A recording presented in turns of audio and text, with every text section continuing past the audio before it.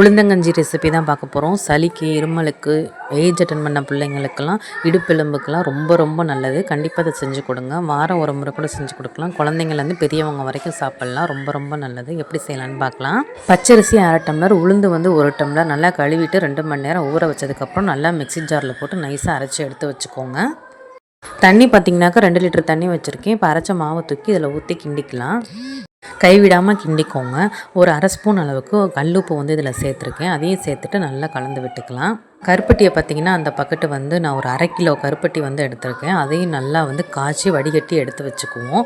ஏலஞ்சுக்கு தட்டி எடுத்து வச்சுக்கோங்க. அதையுமே சுடுதண்ணியில் போட்டு இந்த மாதிரி கரைச்சி வடிகட்டி எடுத்து வச்சுக்கோங்க.